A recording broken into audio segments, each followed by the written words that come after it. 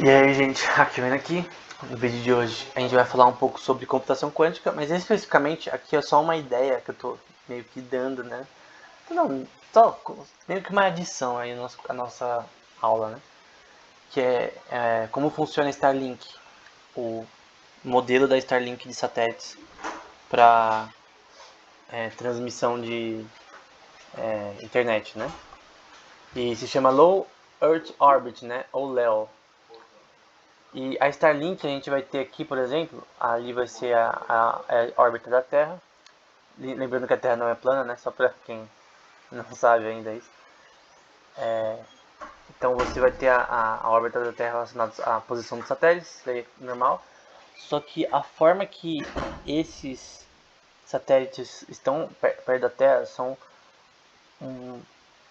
sabe, é um pouco diferente. Porque tem distâncias, assim, eu não sei como falar, estratosféricas, acho que é a palavra certa, que são maiores e obviamente você vai ter uma perda no sinal, né? Porque se a distância for maior, obviamente o sinal vai chegar mais lento, né? E basicamente esses sistemas de low orbit, no caso da Starlink, né, poderia ser dessa questão deles se comunicarem entre si, né? E achar o melhor pathing para uma certa pessoa. Então vamos supor que uma pessoa ela tá querendo se comunicar, sei lá, quer usar a internet, quer se comunicar com uma pessoa no Japão, por exemplo. Então isso daí ofereceria uma forma um pouco mais try-hard, né? Porque é comunicação por satélite, né? Em que os satélites enviam informações de um para o outro, né? Para chegar ao melhor pathing até a pessoa, né? Então, essa comunicação aí entre satélites. Na prática, né? Vamos supor que você quer fazer um negócio meio que de sistemas embarcados, né? De internet das coisas. E dá pra ver ali o satélite sendo monitorando, por exemplo, fazendas no caso, né? Você usar para monitoração de fazendas, de sensores relacionados à irrigação de água, a, a drones relacionados também. Nesse caso aqui, o foco aqui na agricultura, né? Que o Yang dá. Então, nesse caso aqui é uma aplicação prática para a área de agricultura, né? Então você tem uns satélites próximos, né? Que você consegue controlar a sua fazenda de forma geral, né? Claro que você tem que ter money, né, para fazer isso, né? Alugar satélite não é barato. Mas nesse caso da Starlink, é mais ou menos o mesmo princípio. Você vai ter satélites que são próximos da Terra, que vão permitir uma comunicação mais rápida. Esses satélites são uma rede distribuída, que se comunicam entre si e permitem que a internet chegue em lugares que não chegariam antes, né? Então imagina esse tipo de comunicação, né? Usando computação quântica, né? Porque no caso da Starlink é clássico, né? A forma de envio de bits ela é clássica. Não tem nada de nenhuma tecnologia de fótons aqui para ser usada, né? Até pela questão que a gente não tem nem memória por enquanto, então é impossível ter algo desse tipo usando tecnologia quântica. Mas eu não vejo um problema nisso, né? Você só vai ter que transmitir usando fótons, né? Que é a maneira atual. Teria que armazenar usando memória quântica, que a gente não tem por enquanto. No momento, a única forma seria a gente ter uma coisa híbrida, né? Só que o problema de fazer uma internet quântica híbrida é que você voltar atrás depois, né? Porque você vai ter que mudar ela depois. Então, por exemplo, na internet clássica, eles tiveram que passar cabos por baixo do mar, né? Usando barcos específicos, né? Pra isso. Tem até vídeo no YouTube mostrando. De um lado, de um continente pro outro. E se desse errado, com certeza iam perder muito dinheiro, né? Se não funcionasse. Então tinha que funcionar, né? Então, essa questão tem que ser vista, né? Talvez fazer uma coisa híbrida agora não seja a melhor maneira de estabelecer uma internet quântica atualmente. Então imagina uma estrela da morte quântica, né, no caso do Darth Vader. Uma comunicação entre satélites, né, para enviar informações, né, de um lugar para o outro. Agora a gente vai para um paper da IEE. Aquela palestra que eu citei, se não me engano, é uma instituição relacionada a essa. Sobre roteamento óptimo, né, em redes quânticas, né. Então isso aqui é muito importante, gente. Pra gente entender a internet quântica, a gente tem que entender esse artigo, porque ele é bem assim, instrutivo.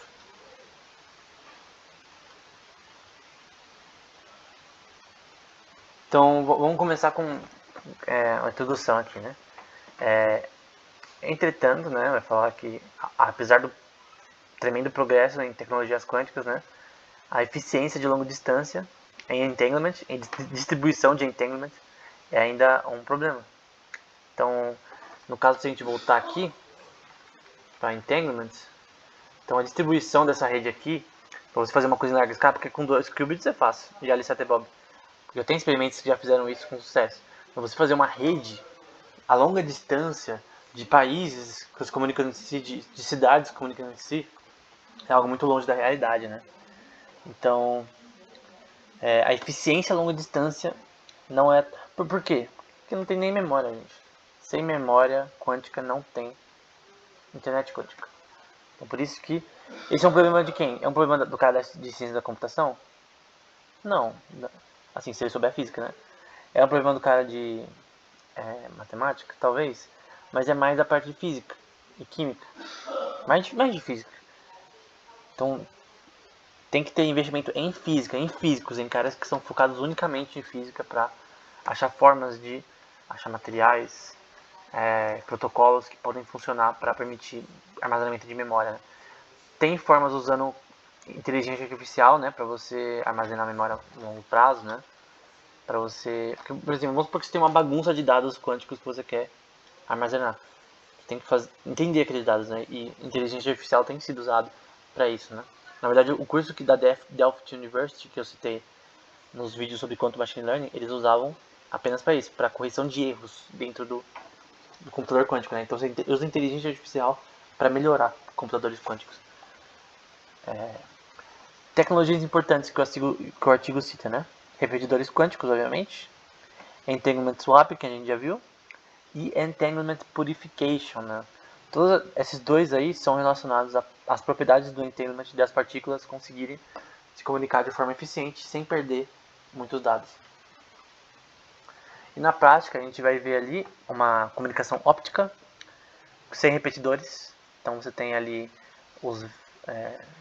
as 3 bolinhas, né, que significam aí a letra Y, né, 1, 2 e 3. Você liga o entanglement entre o Y1 e o Y2. Depois você liga o 2 com o 3, né? Isso é óbvio, né? No caso do 2 ali, você vai ter o entanglement swapping, né? Você quer se comunicar de Y1 até Y3. Então, tem aqui o meio aqui, né? Que vai ser a parte de comunicação entre os dois, né? Que vai ser aquele entanglement swapping, né? De comunicação entre os dois. Então, o Alice quer dizer alô pro Bob, né? Oi pro Bob. Ou vamos jogar Counter Strike, sei lá. E aí ele manda, acontece o entanglement swapping e é enviado para a pessoa, né? Entanglement purification também, para de repente não ter a perda de dados. Mas a memória é muito importante, a gente não tem isso por enquanto. Então, tudo depende se a parte de entanglement swapping funcionar, né? De realmente permitir a comunicação. Se funcionar, então o entanglement é gerado entre as duas pessoas, né? E no fim elas conseguem se comunicar. Então é isso. Então no fim você quer comunicar de A até B e no meio a gente vai ter esse U2 que vai ser a parte que vai fazer o entanglement swapping, que vai ser o node que vai permitir a comunicação entre os dois. Então não tem como. Aí você pode falar, mas por que eu não mando direto para a pessoa a informação? Através do cabo lá, usando um fóton? Porque simplesmente a distância não é eficiente. Então você precisa do repetidor. Então essa é uma parte que eu não entendo muito o porquê de ter que ter repetidor. Por quê? Tipo, por que tem que ter, não tem como fazer de outro jeito? E essa simplesmente é a resposta que os pesquisadores dão. Né? Repetidor quântico é necessário, então. Eu não sou da parte física, né? Sou da ciência da computação. Enfim, arquitetura de rede quântica. Então, você vai ter o BSM que a gente viu antes ali. Você vai ter duas cavidades relacionadas aos qubits que você está tentando comunicar, né? Nesse caso usando um átomo, um átomo apenas, né? Com um átomo, um fóton nesse caso, né? Que você consegue. Lembrando que isso aqui é normalmente em ambientes bem congelados, né? Bem assim criogenizados para você ter um controle dos fótons o suficiente para você conseguir realmente trabalhar com eles de uma forma correta, sem perder muita informação também. E tem muitas coisas que poderiam ser ditas aqui, né? Relacionadas à forma que você faz esse processo, né? Na parte física você vai ter o efeito de Zeeman, né? Não sei em português, é o Zeeman Effect, que vai ser relacionado a você ter um material que permita o, que o fóton seja distribuído de uma forma correta para você ter uma comunicação. Tem várias coisas aqui relacionadas a isso daqui acontecer. A gente não está falando aqui porque não é o foco desse artigo e não é o nosso foco por enquanto. Talvez a gente tenha uma série só sobre materiais para a computação quântica e como funciona na prática. Sei lá, as tecnologias tipo como funciona o laser que manda informação de um lado para o outro. Isso aqui é uma coisa importante. E, gente, eu não vou focar na parte de matemática, mas eu só vou mostrar uma parte do algoritmo, porque tem 3 algoritmos que o paper vai citar. Só que dos 3, o primeiro algoritmo é enorme, não teria como eu passar aqui com detalhes, porque é simplesmente enorme. Os 3 algoritmos são grandes, né? E eu achei que se eu fizesse um ia demorar bastante. Só que se eu fizesse um ia ficar ser insuficiente porque eu teria que ter os 3. Mas basicamente o que os algoritmos querem fazer é permitir a comunicação entre os nodes, que são denotados aqui por uma matriz I e J. É uma matriz, notação de matriz. Esse P vai ser relacionado à probabilidade, relacionado a esses nodes. O T vai ser o tempo relacionado a esses nodes. Você vai ter várias outras coisas relacionadas a essa rede, né? Mas basicamente o que eles querem fazer é uma rede que se comunique de forma a achar o melhor pathing, né? Dentro desses nodes, né? Gerando entanglements, né? Então não é um pathing que vai ser clássico, né? Vai ser um pathing usando tecnologia quântica, então é diferente. Na parte vermelha está falando que o tempo requerido, né, para gerar um entanglement remoto entre 2 nodes adjacentes, a dois nodes próximos, que no caso é esse daqui. Então, você vai ter que saber a matriz relacionada à probabilidade desses nodes, a probabilidade relacionada a mensurar realmente se essa comunicação vai acontecer, né? A gente viu aqui, por exemplo, que o entanglement swapping tem que acontecer para a comunicação realmente dar certo. E se não acontecer, não vai pegar o bagulho. Então é muito importante essa parte. Então, essas duas partes somadas divididas por a probabilidade da matriz IJ. Né? Enfim, só uma pequena parte relacionada ao entanglement ao longo do tempo. Mas tem muitas partes do artigo que eu não vou citar porque senão vai demorar muito. E esse não é o objetivo dos vídeos, que é ser mais superficial, né? Outra parte que eu queria mostrar também é essa variável t, k, que vai ser a maximização da matriz relacionada ao tempo, né? Nesse sistema, né? E se achar o maior valor dentro desse sistema, provavelmente relacionado ao melhor path, né? Provavelmente relacionado ao melhor path. E na parte verde você vai ver que essa matriz do tempo vai ser a soma de todos os valores em k ao longo do tempo. Esse k mais um significa isso. Então todos os valores ao longo do tempo em que você vai tentar... esse VA não lembro o que é, porque tem uma tabela que eles mostram o significado de cada valor aqui. Mas basicamente você quer saber a relação entre os nodes, qual seria a melhor forma deles se comunicarem de forma mais eficiente possível. Então, você vai computar isso ao longo do tempo, a melhor forma de achar a maximização aí relacionada a achar o melhor node dentro do sistema. Que se um node, por exemplo, não funcionar o entanglement swapping, tem que achar um node que funcione até, porque senão a comunicação crasha. Você vai estar no site lá usando essa tecnologia e não vai funcionar, porque não acha nenhum node que chegue até o site lá no Japão, sei lá. Enfim, lá na Austrália. Enfim, então basicamente as somas vão a soma de todos os parâmetros ao longo do tempo que vão permitir que você, dentro dessa matriz, pesquise a relação entre os nodes e ache o melhor caminho. No fim, você vai lá jogar um servidor do Tibia usando essa tecnologia e vai achar o melhor caminho para fazer isso. Se o servidor for em outro país, por exemplo. Então a conclusão é que nesse paper eles desenharam, né, um protocolo de roteamento que funciona, né, para redes quânticas. Então esse artigo é muito bom, gente, porque ele mostra uma coisa que, sabe, é uma coisa nova. Internet quântica é uma coisa nova, não é uma coisa recente. Inteligência artificial é uma coisa antiga, mas internet quântica não é novo. Quer dizer, é novo. Porque inteligência artificial a gente tem desde 1950 pessoas falando sobre esse assunto. Até desenvolver até agora. Mas é um assunto antigo, é a verdade.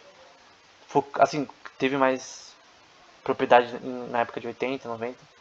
Principalmente 80, né? Com o George Hinton, se eu não me engano. Entre outros, enfim. Na parte B ele está falando que o protocolo de roteamento, né, sempre descobre a rota, entendendo a melhor probabilidade de entanglement entre cada pair de nodes. Então, o objetivo dos algoritmos que eles mostraram dos três, eu só citei um, é achar a melhor rota dentro da rede quântica entre os nodes. Então, achar a melhor rota dentro desses nodes aqui. Se entanglement swap não funcionar em algum lugar, resolve. É isso. E esse foi o artigo Optimal Routing for Quantum Networks. E eu queria falar um pouco sobre, no próximo vídeo, né, sobre atacando a internet quântica, né? Então, coisas relacionadas à integridade dela e à segurança de informação dela. Então, até o próximo vídeo.